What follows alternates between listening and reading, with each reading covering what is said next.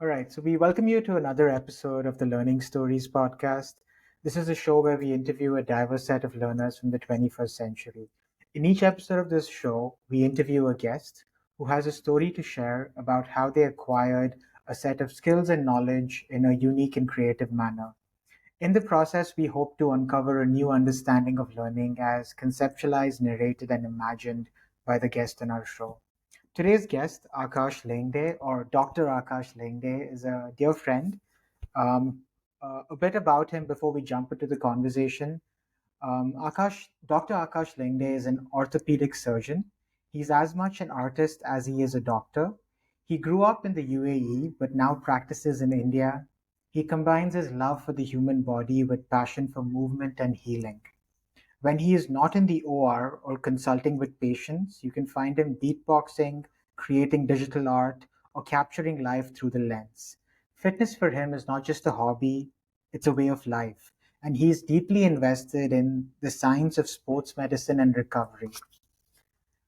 In this conversation, he's excited to share a bit of his journey, his thoughts on the intersection of art and science, and everything in between. He's also got two amazing Instagram handles, Doc Legend, where he shares pictures from the operating room, and The Agile Blueprint, where he demystifies health and fitness. I follow both those accounts. I've learned a lot from Akash's journey, and I'm here to document his story. But Akash, let's just get started. Thanks again for doing this. I'm really Thank you excited for for this having me, chat. bro. Thank you for having me. I mean, it's always a pleasure to talk to you, man. And Like I you know, said, we've man, no, it's we've known each other for too long, but it's conversations like this that I actually look forward to. Yeah. Yeah, and like I think what's interesting is we met like 10 years ago. We were in different phases of our life, and then we lost touch and we got back in touch now and we're doing different things. But I feel like whenever I talk to you, I learn something different, and that's what I'm looking for in this conversation. I feel like there's a lot to learn from your journey and the way you went about doing it. But before we jump into this, your whole story of being an orthopedic surgeon, I want the listeners to know a little bit about you. So, um, where were you born? What were you like growing up? What school did you go to? Um, you know, what did you do after school? What were some of the things you enjoyed doing once school was done? And maybe a little bit about your parents. Just like a very open-ended question to start off with, Akash. Okay. So, for starters, I was born in Mumbai. I Hmm. was brought up in Dubai for I think the first half of my life, which All right. is up until the age of 15, 16. And then I moved to Mumbai for school for the fair bit end of my schooling. I did my undergrad in India, did my post graduation in India, and I'm still in India currently. As far as schooling was concerned, I would say up until eighth or ninth, I was just like an average kid. Usually used to do my stuff, and the only thing I was really passionate about was basketball. Mhm. And I think a lot of people who've grown up in the Middle East, they would have like some or the other attachment to either football, basketball, and cricket or tennis, like some sport. I mean, just like any other kid. But the difference was I would probably be a very unorthodox like follower of basketball because I wouldn't watch it, but I would Mhm. love the chemistry and the physics behind the whole game. So I think that's what I used to do during my time after school. Play around with my guys in the club, and the major part of it was oriented towards the strategy of the game, but then eventually turned into loving it for the athleticism and the grit and like the mindset and everything. Well, other than that, man, during my earlier years, I was a huge artist. I used to enjoy painting, scribbling, and all that stuff. I learned how to play a couple of instruments, but then that kind of like went out the window. So I think I grew up with a lot of hip hop music and eventually learned how to beatbox in the course of my schooling, which was a pretty common thing over there. So everyone used to beatbox and like, oh, there's something called as pen drumming. I don't know if you've heard of this thing, where they take a couple of pens and they hit it on the table. So they drum using the pens, and it Mm. was pretty interesting because I actually spoke to a school friend, I think about 2 weeks back, and that was the Yeah. first time I connected with this guy after 13 years, Yeah. just through Instagram. And he literally remembers the time I learned how to beatbox, and he was really good at pen drumming. So I think I carried that all the way till today. Right. And yeah, man, that's how I would spend my odd hours. As far as my parents, my mom is a self-made businesswoman. I mean, she Mhm. got no funds. And my dad is a civil engineer. I have one lovely sister who's elder to me, Mhm. and she has nothing to do with medicine, but she is very inclined towards the commerce field. So I'm the first doctor in my lineage, of like my entire family. In fact, there's nobody even in my extended family that is a doctor. So this was like a huge shift in, I think, my last name. Nobody with my last name has a doctor in front of it. So yeah, Yeah, I mean, there's a lot to break down there, Akash. I think one of the things that I was able to relate to is your experience of growing up third culture in the Middle East. I think um, a lot of people don't know, but there's a huge like South Asian community in the Middle East, and when you insane. grow up in the Middle East, it almost seems like you represent some of those values a lot more than when you stay in India. So I think those little things that you mentioned of having Dude, my friends, dad is more Indian than the Indian guys over here. It's just yeah. crazy. Like it's insane. There are rules, but like the rules are just like he brought India with him and then forgot that India is also progressing. So he just stayed. He just stayed in that shell. He's like, hey, probably they're still doing this there. And then But I think like growing up in the Middle East, I feel like you hear about stories of India from your parents, but I'm curious about that influence of your parents on you growing up. Like, what were some things you learned from maybe your mom and dad that you think you still hold on to today? compassion, man, straight Yeah, off. I don't think any person, like, the way Indian people love Bollywood yeah, and cricket yeah, and their kids, okay, while fearing God, yeah, is like that's it. for That sure. Yeah, that that very well explains why I am who I am. yeah. Like you would be like Bollywood, how does that make sense? Like think about it this way. Um, there were some movies that did play an influence in my parents' life that probably affected their way of parenting to me, Hmm. but at Hmm. the same way, it was involved in their relationship with each other. Okay. Yeah, And why would you say cricket? Cricket is just because it's social, man. It's the yeah, way those parents react with other parents, yeah, you know? It's not about how their relationship is with their kid. And yeah, as far as any other way of looking at God fearing, it's just because it keeps people grouped. That's it. yeah, And their kids is basically a dream project. Usually is a dream project. It's not, a good thing or a bad thing. It's just the way that it just exists internally. So that the only thing that I would say, like if I had to summarize it, it would be their ethics for having that much compassion. And to some extent, I think the best way to say this is a lot of people, like this is the way my dad put it to me. A lot of people, in order to gain likability, they lose authenticity. And when they lose authenticity, they end up losing respect. So there's a big yeah, difference between being likable and being respectable, yeah, right? In yeah, today's world, we look more about who's approving you. Like, like, like there are dumb people who are liked, man, and they have yeah, followers, right? yeah, And they have influence on kids, and they have massive influence on kids. But yeah, that's likability. That's not yeah. respectability.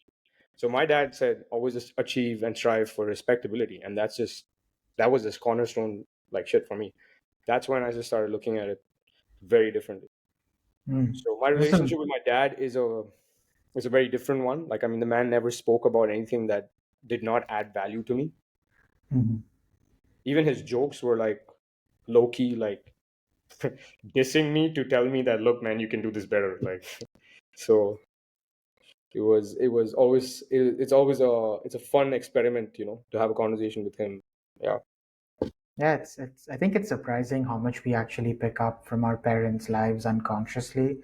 But that little piece you said at the start about how there was no one in your family that did medicine. So I'm curious for when that bug really set in. For instance, was there an experience in your own life that maybe, you know, got you curious about the human body in general? Was it like Yeah. health? Was it like a person in your family getting ill? So, was there like an early experience that changed things for Okay, you? look. So, I'll tell you how this happened. So this makes a little more sense. Imagine a Yeah, kid in their teens, right? Like imagine a 13-year-old kid.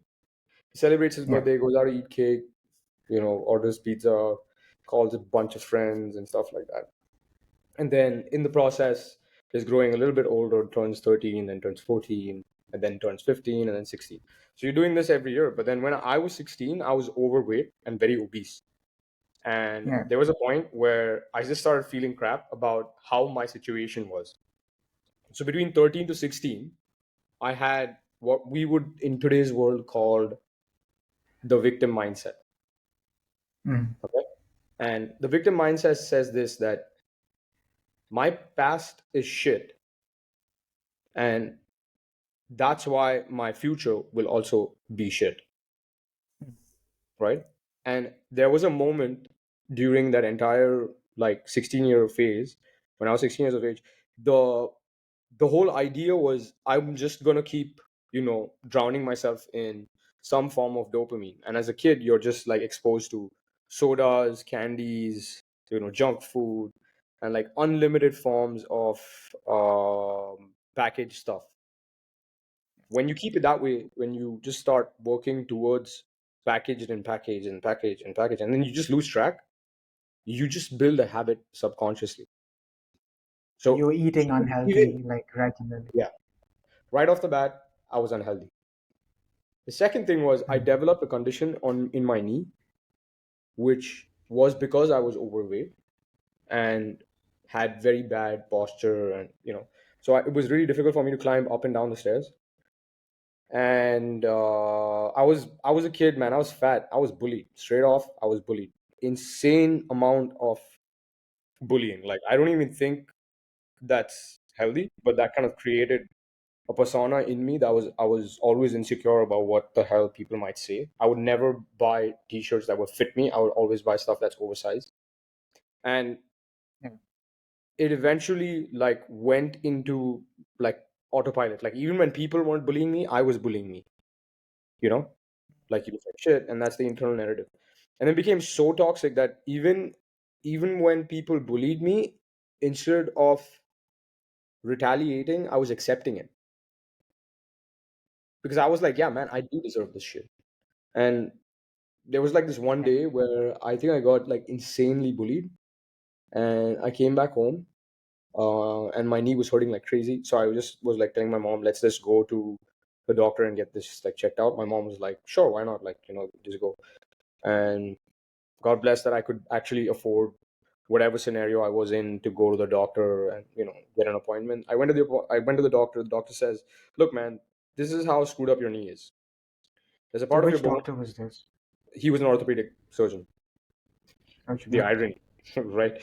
All right. So I think this is where I wanted to start becoming who I am today.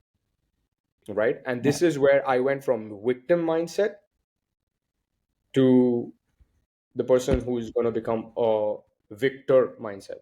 You know, I'm just going to start Mm. moving towards furthering myself rather than looking backwards. So this Okay. is where it shifted from how shit my life was, and this is how it's going to be if I continue being shit, to this is my origin story. This is where I Mm. take charge.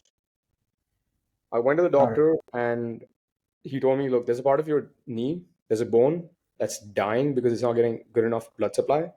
And there's a likelihood that if you still stay overweight and there's a lot of pressure on your knee, that bone will die. And the only way to get thin was either dieting or running. And doing both of them was the only option I had left now, because I had to lose weight quick, because if I didn't do that, Yeah. there was more bone dying. So, long story Yeah. short, I went on ahead, started talking to myself a little more positively. And I remember, because I came back home that day and I ordered pizza because I had really bad news. And even climbing down those stairs from that doctor's appointment was like crappy, man. Like I had horrible, um and I don't know, I think I popped probably one or two painkillers and then I still felt it. So that's how bad it was. And then I came back and I ordered pizzas. I mean, typical. And I ordered some more, like, and my drink to go at that time was Mountain Dew. Like all the frickin' dude, like if you take a blood sample, you probably get Mountain Dew. It was that much Mountain Dew. So I ordered Mountain Dew and I ordered pizza. And my dad directly told me this, that look, Akash, this is probably your last junk food meal, because I'm not endorsing this shit. And when your dad tells you that, and you're 16 and you're 17, that's like shit. Like I fucked up, man. Like he's looking Yeah. down on you, right? He's not really happy about it. So and I got super furious, because I was like, dude, the doctor just told me shit, and now you're giving me crap. I can't take this anymore. So I just locked myself in the room, and then I went in the balcony of my room, and I just cried my eyes out, man. I had this knee brace, which I used to wear, and I was just like, so my knee brace wouldn't allow me to bend my knee, right? So I was wearing my knee brace. I put my knee on top of the rail of the balcony, and I eventually just told myself that, look, man, you're gonna get it really bad. And if you keep doing this, even the people who like you are not gonna like you anymore. And man, the gears just changed. Like I still remember what I was wearing that day, because it was such a deep emotion, like emotionally funded memory, that I can't get rid. I even remember the t-shirt, man. I can draw the t-shirt to you. Like that's the design I remember on that t-shirt. It was so humiliating, because that conversation I had with myself was insane, because I remember my mom thought I'm like just crazy just for just sitting there and like, talking to myself. She got afraid, like, I hope he's not like, and then and then I came and I was just crying my eyes out. I opened the door and I started hugging my mom. I was like, I'm going to promise you that I'm going to change this about me. And I think that's when I started taking health seriously, and then moved into, So you what know, so what changed after that? Like after that conversation with yourself. I think, just to acknowledge that all of this is so scary for like a 15, 16-year old, just hearing you say it, just, like, makes me think about what you must have been going through. But like for you at a personal level, what changed diet wise, sleep wise, exercise wise to make things better for okay, the yourself? first thing I did was I didn't give myself allowance to talk to anybody anymore. Like it Hmm. was weird. I went to school the next day, and I think about a month later or 15 days later was summer vacation. And in those 15 days, I was just by myself. I just continued getting bullied, irrespective. And then after summer vacation hit, I just went underground, man. Like literally, I spoke to nobody. Like the only person I would speak to was my mom, my dad, my sister. That's it. And the evenings would be booked with me going to the gym. The morning would be booked me going to the gym. The So afternoon twice would a be day. the afternoon would be booked me going to the gym. Uh, So I think I got really fucking angry, man. I got really fucking angry. Like I'm not even gonna say it was healthy angry. It was insane. I'll tell you how angry I became.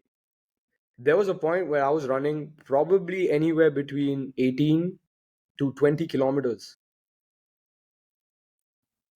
like a day. I would try, Yeah. because I would split it up into five, five, five, five, and then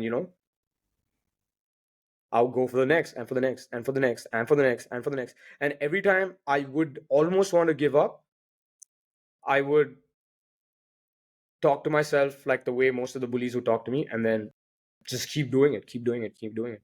And there was just me trying to tell me that since I was such a huge basketball player, like, in my school days, or like somebody who was inclined towards basketball, I would think and I would say, what would Kobe do? And I was a huge Kobe fan. I still am. I mean, he doesn't exist, but I'm still a huge advocate of how he lived his life. And back then they used to call it Mamba mentality. So I used to keep telling myself, man, there's no way you're getting away from this. So if he can do it, then so can you. And you just keep defeating that small hurdle in your head. Because if you break a big project down into small projects, like 20 kilometers a day sounds like a shit ton, but just break it into four Yeah. fives, and then that's it, Yeah. you know?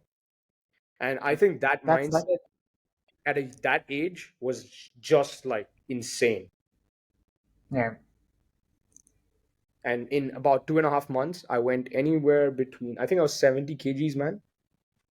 I went to Yeah. 44. I was 73 kgs. I lost 27 kgs in 2.5 months. So was it just exercise, or with food you just like skipped Food, certain no food. things, like no I soda, would, no cheese? I started reading up on a lot of blogs. So I started moving Hmm. into health and fitness, started discovering about sports science, medicine, nutrition. I started picking up books that wasn't recommended for my age group. I don't know if there was something like that, but it was definitely something that I wouldn't like. It was very overwhelming education. Yeah. And I would slowly start picking up stuff that wasn't really prescribed. Hmm. And eventually, I started learning about science, and it just got me involved. Like, I just felt alive, man. And then me trying to help people in the gym who were like, dude, who the hell is this kid? Like, he's changing two t-shirts, man. Yeah. Every time I'm So in the what gym, you? I'm doing like two t-shirts. I'm like squeezing that shit out, throwing it in, and then I'm wearing another one. There was a point where I ran so much, dude, my nipples, I mean, I don't know, like, forgive me for too much information, but like my nipples would hurt because of the t-shirt rubbing on it. Like chafing, right? It would like Yeah, hit it against was it. Yeah. horrible. Yeah. Okay. So I would I would at some point just be like, okay, the fourth session, I'm gonna do it in my building's gym because no one shows up there. And I would do it without a t-shirt. Yeah. And that's the time I would really talk like shit to myself. Yeah. Because I could see the guy in the mirror who I don't want to be, and like keep changing, I keep changing. So like it was like this like insanely weird positive toxicity Yeah. that was I think geared by me so I could manual it and like shift around. And I think that's the edge that I had at that time, but that's it. But I'm not telling nobody else had their struggles, everybody did, but this was mine. And Yeah. that's what made me move from that crappy gym and to where I am. Man, my headphones used to smell like people would hate me for that shit. Like I had a friend who wouldn't just stand around me because he'd be like, bro, is it those headphones? Like just keep it away, man. They even Yeah. Because still remember it.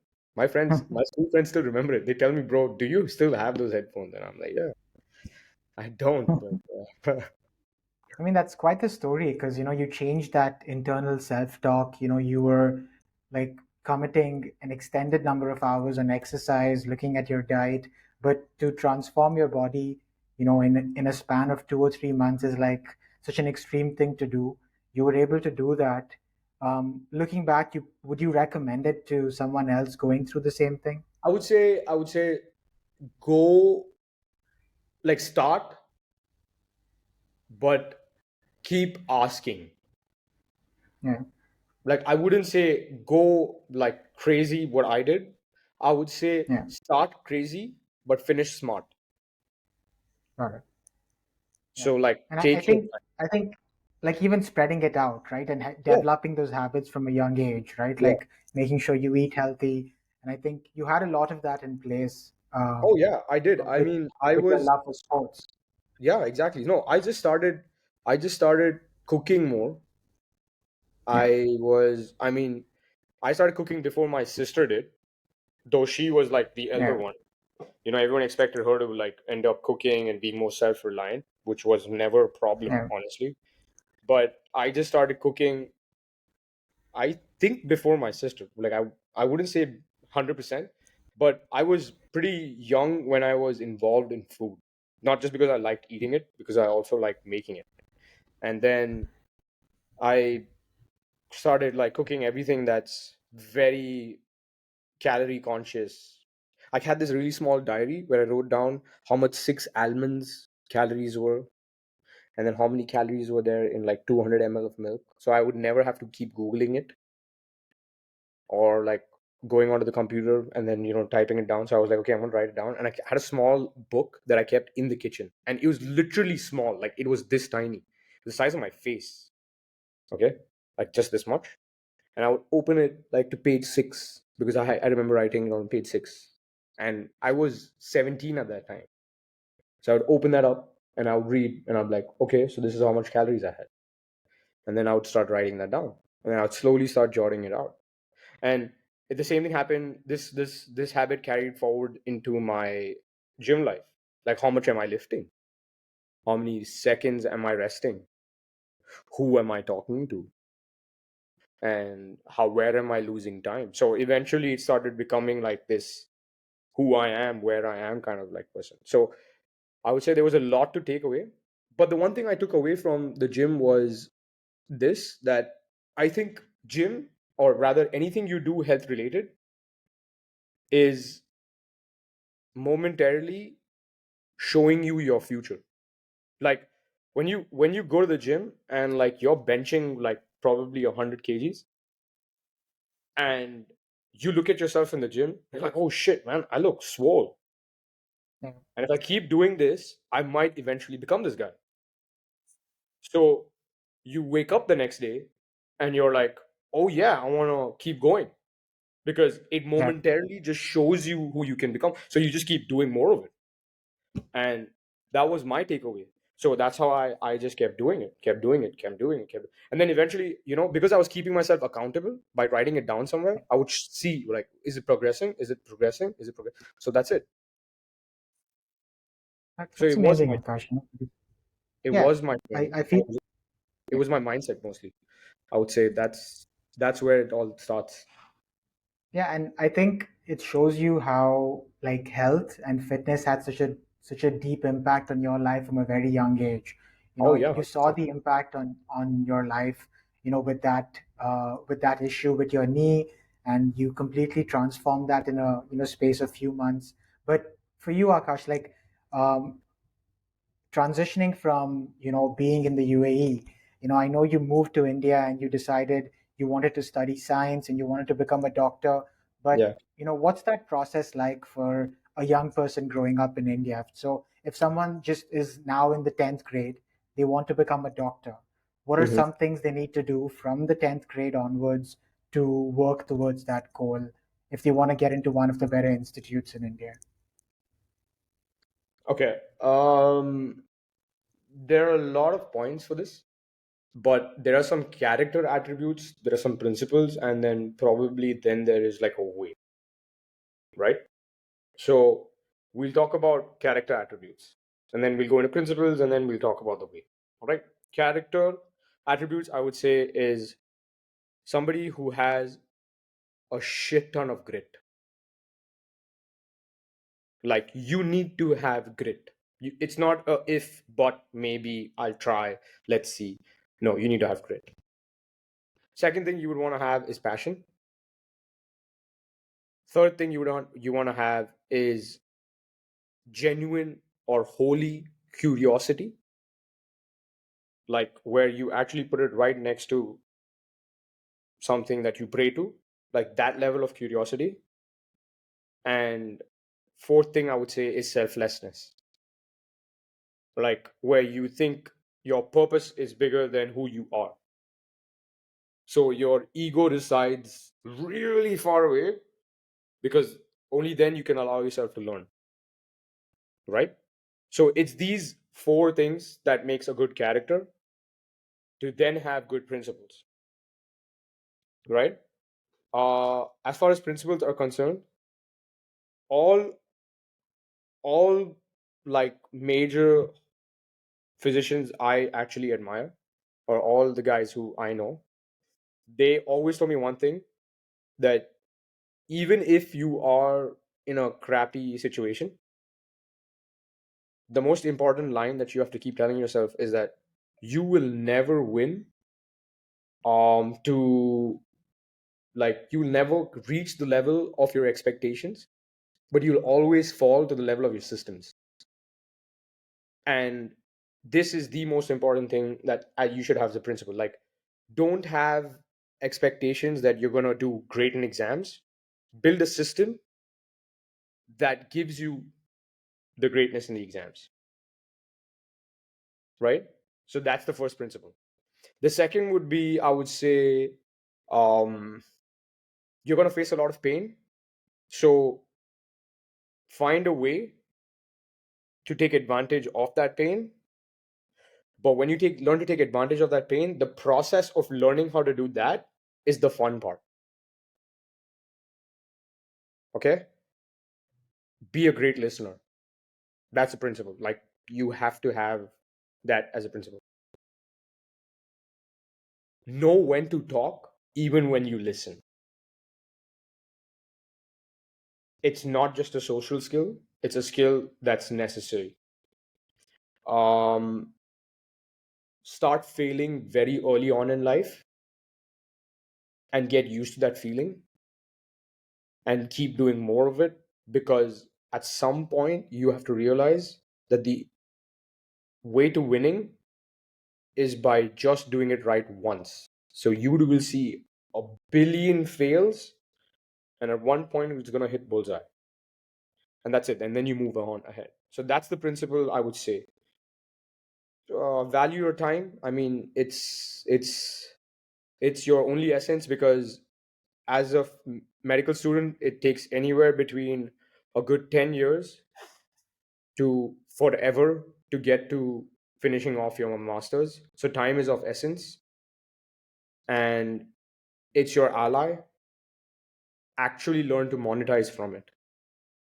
I think these are great principles, right? Now, moving on forward to how you actually do this, it's changed drastically from the time when I gave the exams. But let me give you a rough ballpark idea. If you're a kid from the Middle East or anywhere outside of India and you're listening to this, or if you're a kid from India listening to this, after you're done with your 10th, you'd have to pick from the CBSE course, if you're in CBSE, or if you're in ICSE, or in whatever curriculum you are, you have to have biology, chemistry, and physics as the bare minimum, right?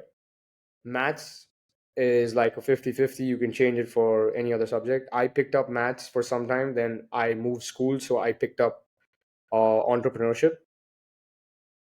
So I learned a little bit of business because I was inclined a little bit towards that side. But I would say you need your basic fundamental science. Then you give the exam, which is the NEET undergraduate exam. Um, a good number to understand what your competition is like But is when today. when do you normally give the exam? Like at the end of 12th grade or in 11th grade? When do you give You that? give And the how NEET long? exam after you're done with 12th, because you need Okay, 11th and 12th as fundamental science understand. got it. So you're also preparing for this exam while you're studying for your school exams, right? Yes.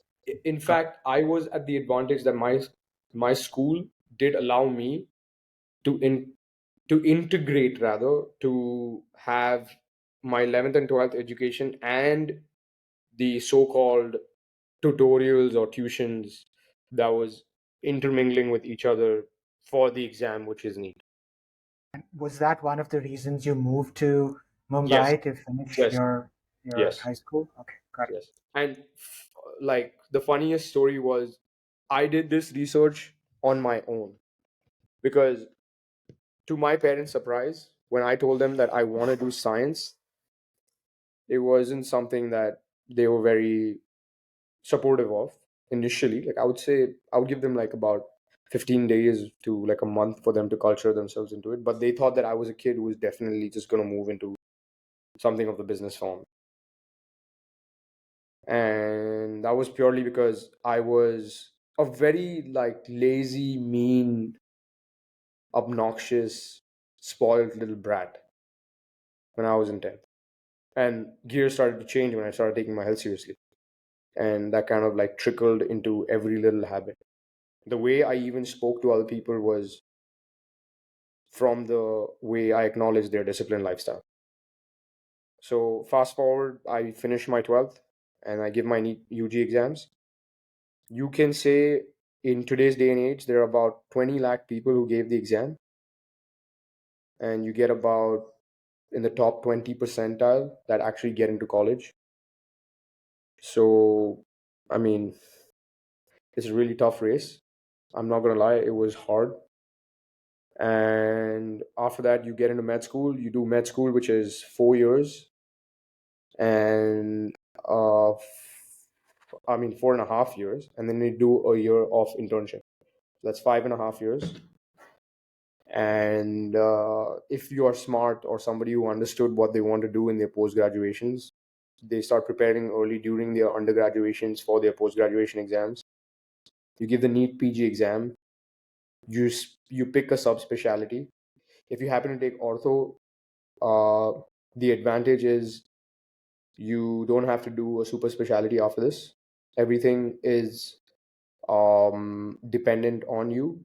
But the pro is there, but there's a con that there's a long incubation period because all of this stuff takes really long to learn. So if you want to consider yourself as a good surgeon, it's going to take anywhere between 3 to 5 years, bare minimum, for you to be So, considered. so like just to break that down, so you did an MBBS, that's 5 years. Then you did a PG course, like a Master Which of is three, Surgery. which is 3 years, yeah. So you did 8 years of study there, and then how long for your residency after? So that is my residency. The post graduation is a residency um with the exposure that you need within that field. So this is Got it. where Indian education system takes like a little bit of an advantage. You have an advantage in the Indian education system with the exposure being very narrow in terms of qualification, right? But as far as skill set is concerned, it's like forever, man. Like every case is different. And when it comes to ortho, literally every case is different.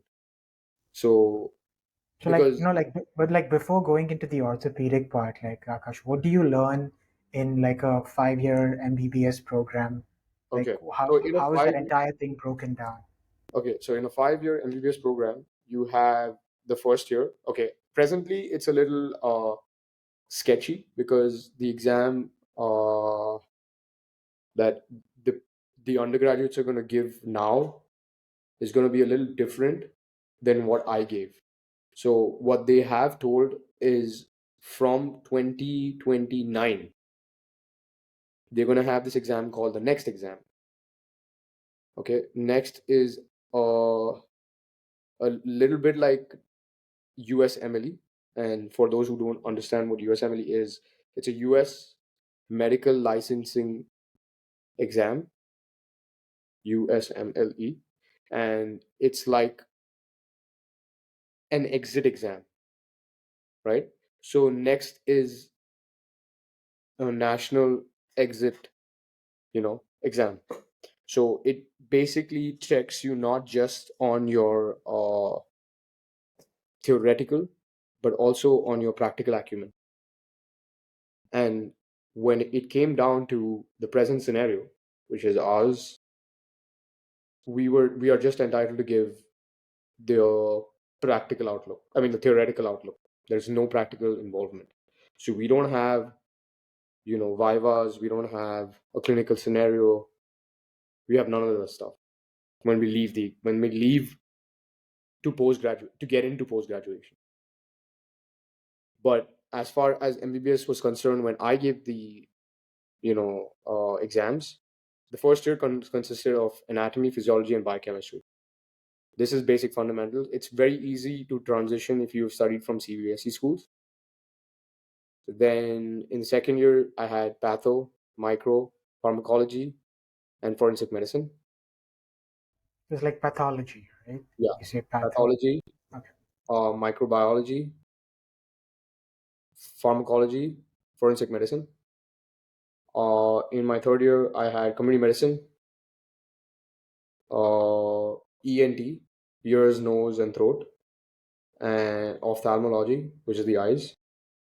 And my final year, I had medicine, gynecology, general surgery, orthopedics, right? The insane part about all of these exams was it was all just back to back. I had no holidays between my exams. I would never ever like wish this to happen to anybody, but I was literally drinking about 4 to 5 cans of Red Bull a day for an entire week. So you had one entire week of exams, like 7 days of exams at some point. Just and every single day it's a paper. Uh, Like if I studied anatomy today and I finished anatomy today, tomorrow I would be giving physiology, and I had not touched physiology for like 2 3 days. So in my like mind, I have only anatomy running, yeah, and you just have to give physiology tomorrow, man. So you're just like worried. So it's very basic for someone to get to super.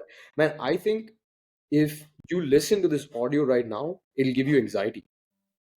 Imagine preparing for an exam today. You give the paper and it doesn't even matter because from tomorrow you have to learn about something else. yeah. So you're like, what the hell is happening? So it's very easy for a lot of medical students to suffer from anxiety, depression, attention deficiency, all this stuff. And to fight that and then come out like to where you are,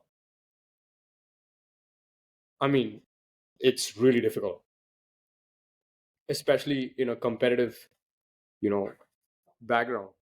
So, So so when you were in medical school, do you feel like you were eating well or like exercising or, I mean, yeah, do you feel, that's because me as a person was somebody who really gave myself no excuses.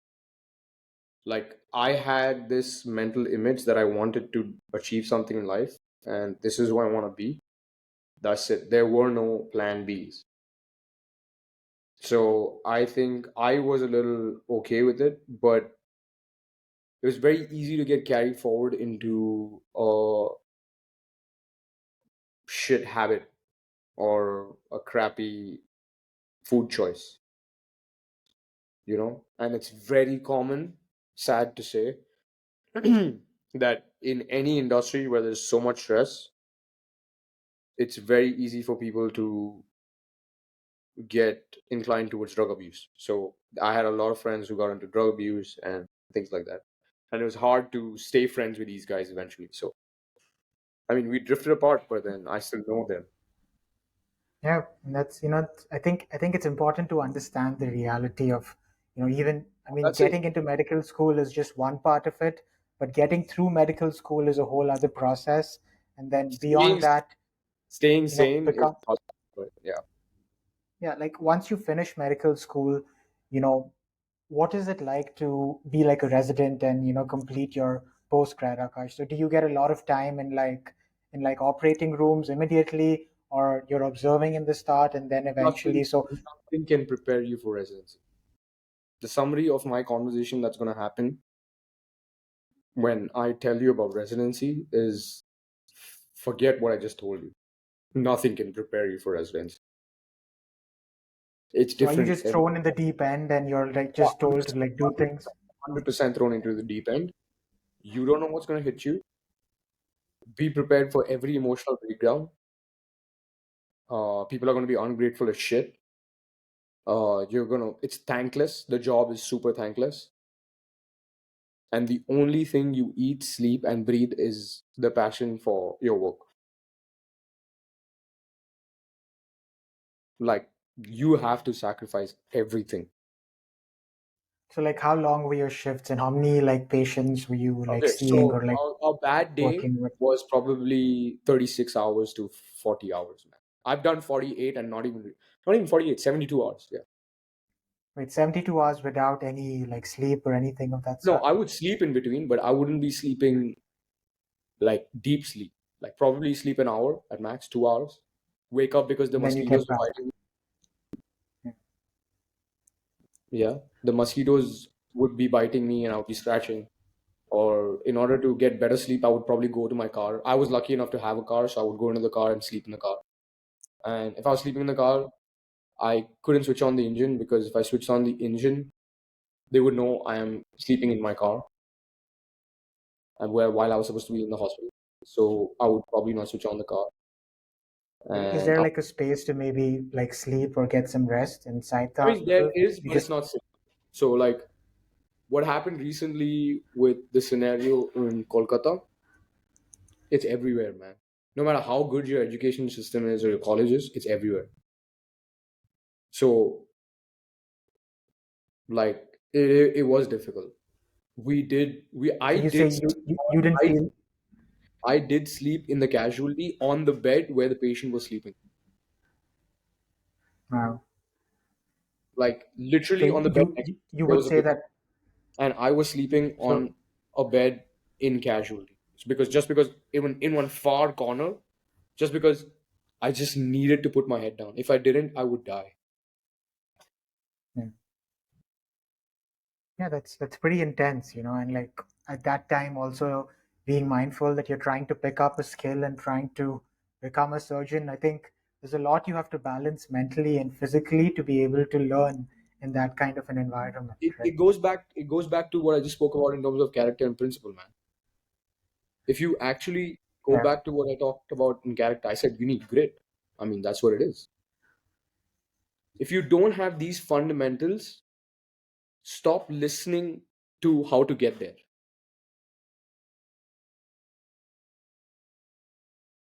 Yeah, because That's I why think that's your foundation from which you can actually do everything else, right? exactly. I mean, I Yeah. try to make it as dumb as possible for people who would want to know about this career. You need to have this character. Yeah. If you tick all those boxes according to me, I mean, there could be a lot more. And if you tick to understand those principles align with yours, then you could probably consider the competition and this toxic life culture and then become this. Because my recommendation to my kids would be please do not do medicine, though I am passionate about it. Do it because I just told you a fundamental few things and you're okay with all of that. Maybe your kids will watch this and have different thoughts about it. You never know, they become Probably, neurosurgeons or I, like I gynacs am themselves. I'm actually hoping that they do have different thoughts, but I mean, it's very different. Like, I'm sure you're But just receiving this as one side. If another doctor listens to this, he's probably going to be like, "Oh no, it wasn't that bad," but it was for me. I mean, we had very different lives. So, I mean, yeah, like I feel it's important to preface this conversation with the important point that everyone's experience would be different, oh yeah, and the way everyone shares their story would also be different. It's very important to look at this as your subjective experience, but yeah, it's okay, also an important part of reality, right? yeah, okay. I okay. So now you're like, okay, Akash, you've spoken about so many dark corners about this. What's the fun part? All right, like what actually makes you want to wake up every day though?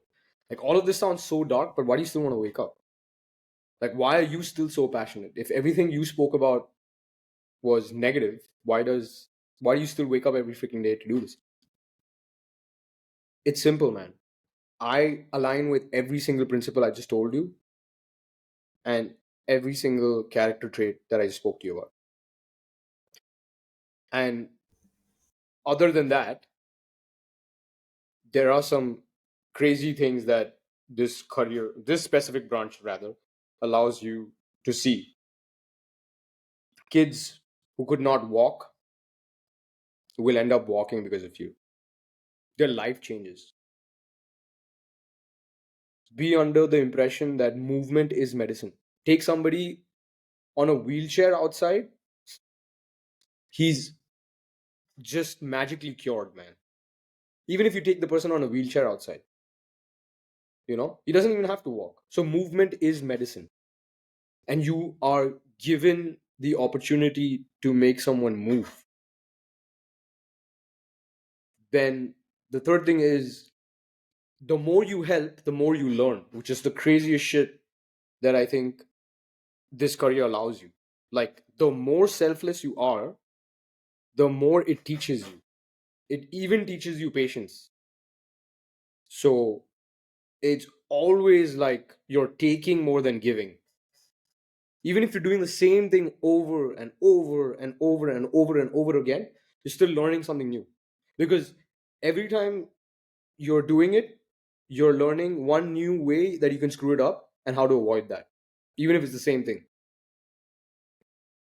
So you're getting more efficient at becoming efficient. So just like any other skill.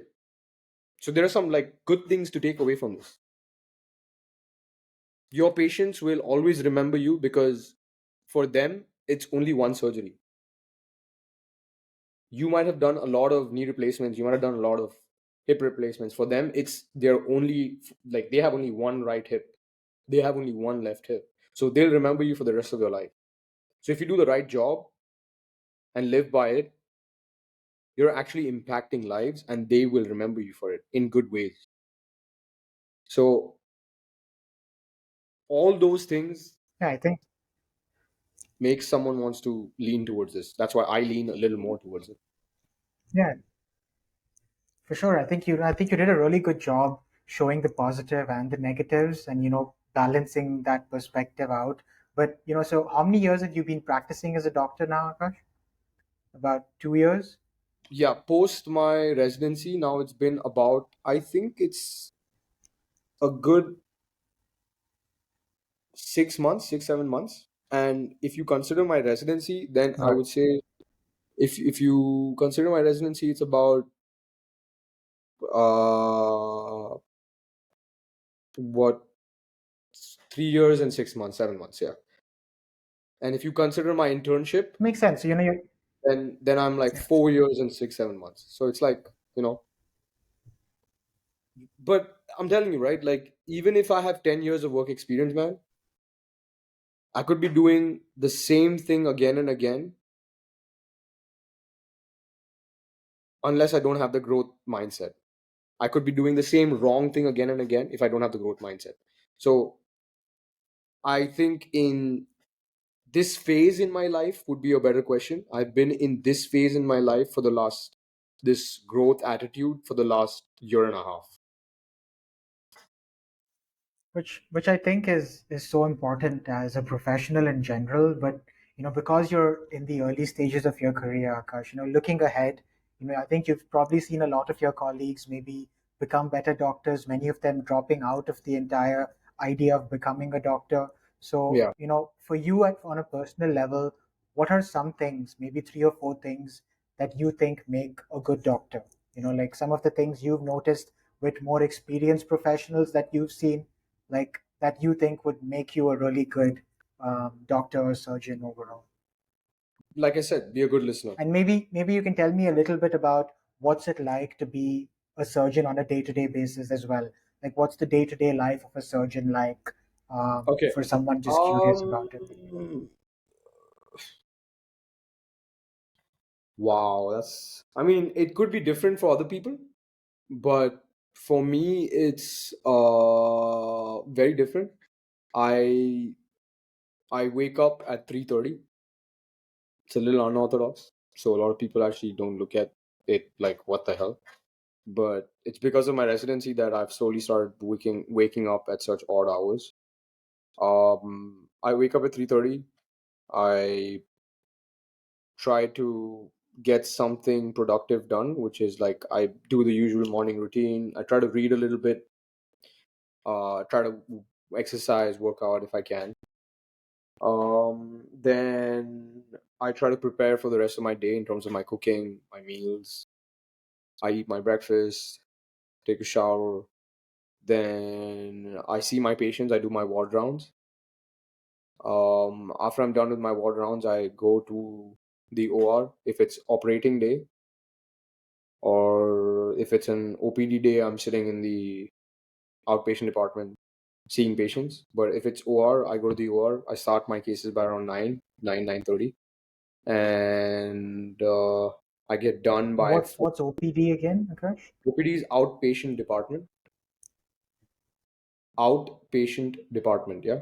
So basically, wherever you meet your doctor, and then I go to the OR if it's operating room day. So like I go to the OT and work, or it all depends. So I on my OR days I start my cases by 9:30, and then it goes up till like whenever I'm done with my list, which may go on from 9:30 to like 7, 9:35, 9:30 to 2 or whatever.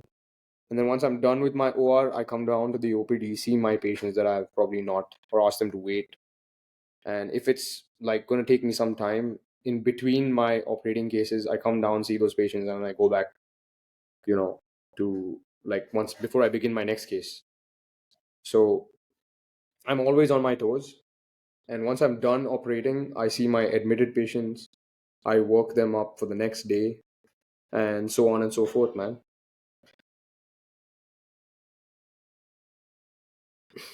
I think that's a reasonable breakdown. So the hours are like pretty odd, right? Some days you have longer days, some days you have shorter Yeah, days. yeah, So yeah. There are but days where then you like what are some things you notice? some Sorry, things. Akash. No, Yeah, no, no, no. I said there are some days that no, like what are I would. There were some days where I would uh, have emergencies. Those days gets really taxing, man. Like those days, you probably have disturbed sleep or something like that. Yeah, yeah. Continue. You were like saying something. What are some? Yeah, I think we were talking about this the other day, and you told me that sometimes there is this attached detachment sort of space you have to be in as a doctor, where you're Yeah, working with a patient, you understand the emotional side of, yeah. but like, how do you get into that space, or what are some things you've noticed good doctors do differently that a lot of people can pick up from? Okay, so there was this fun like question I still ask a lot of people, and I probably am gonna open this question to you also. Um, what do you think is important? Smart work or hard work? I'd say it's smart work. Right. So you, like most of the interns who I've worked with when I was a junior resident, believe that smart work was important. I, on the other hand, believe hard work is important. The reason why I believe hard work is important is because how do you think you get smart?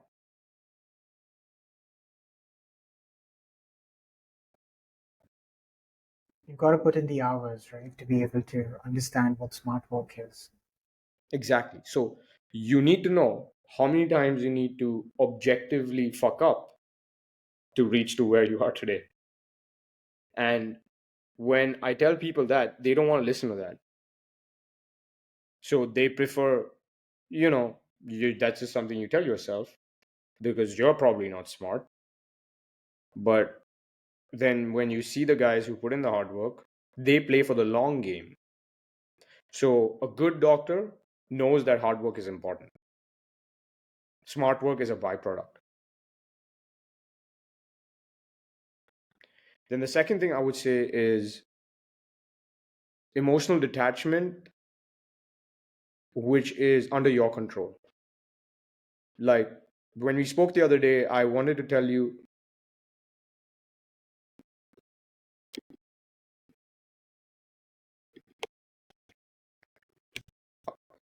I think you've muted me. I think you've muted me. Oh, my bad. I've muted myself, Akash. I was just saying the last minute was a little sketchy, so I was not able to hear that last bit. But Yeah. I just wanted to, if you could just repeat that last bit again. Yeah. So I said that um, as a doctor, the most important thing is hard work. It's not smart work. It's more like the hard work is the main thing, and smart work is a byproduct. That's the number one thing. The second thing I would say is you should be able to control your emotional attachment. So if you can gear that, that'd be awesome. And one insane way of identifying this is by understanding that whatever you're doing good right now, I mean, bad right now, should have a good outcome overall. Like, if I'm pricking a patient today and it's going to hurt them, I'm doing it so that I can inject the drug which is going to help them in the long run. And so, when you're explaining someone bad news, it's the same story. Like, explaining death to someone is sort of the same thing. You can't tell them, like, look, man, someone died, and not be empathetic about it. You have to be empathetic, but you can't be so much that you start crying with the patient. So it's that fair margin where you understand where that exists. Right. And Because if you if, break down, then you're not going to be able to serve the next patient, right? exactly. And but you need to have that level of attachment so that you can give the best treatment. Right? So it's like this, it's the person who can maneuver through all of this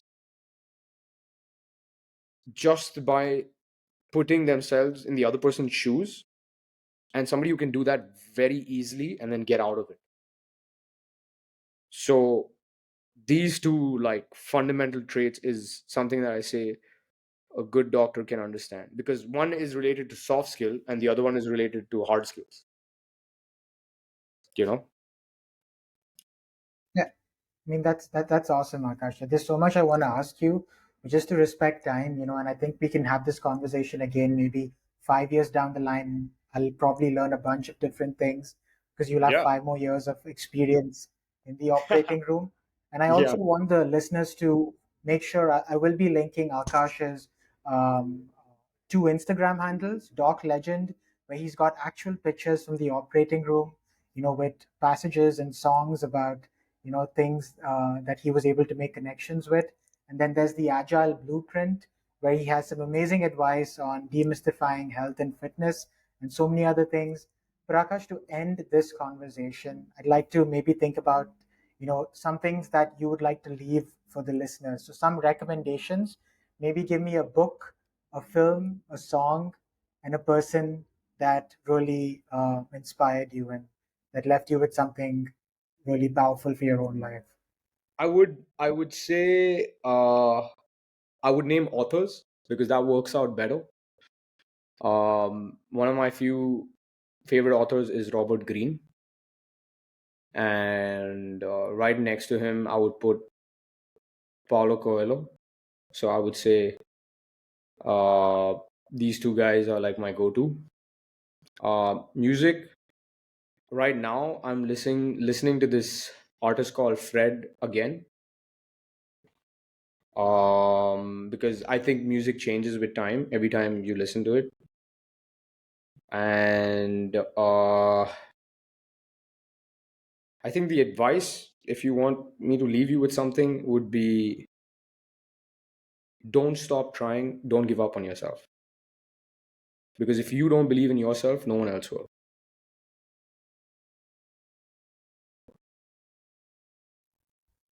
That's awesome, Akash. Thanks again for your time. I think, you really were able to summarize this experience or your experience of being a doctor in India. I think there are so many stories of so many doctors doing such amazing work across the country.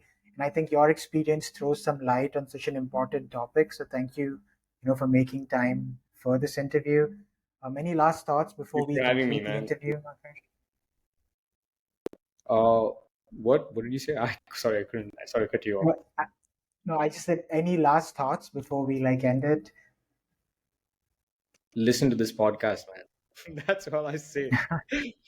Please listen to this podcast because it's Yeah. really nice to see this initiative happening with you, man. I'm really happy and at the same Yeah. time very proud of the fact that we were able to keep connection and make this happen. So Yeah, yeah, thanks. And I think, Akash, maybe this will be like a fun interview to watch when you grow older and you've done 20 years in the operating room. You'll be like, who's that guy? Like 10 years ago. So I think this will be a good archive for your own experience as a professional. Yeah, man, Maybe I'll 100%. interview you then, and it'll be something else. You'll talk about Yeah. something completely Hopefully, different. hopefully by then, I would have to probably like wait for you to book me or something. Like, it would be, I'll be like, I oh my think God, it'll be the other way around. I think. now, man. I don't really, I like to stay humble, man. I'm gonna meet my origin. Yeah. Right. So, for the listeners, thanks again for tuning in to this episode of Learning Stories. This episode will be live on YouTube and all available podcasting platforms. Do follow Akash on the Instagram handles linked below.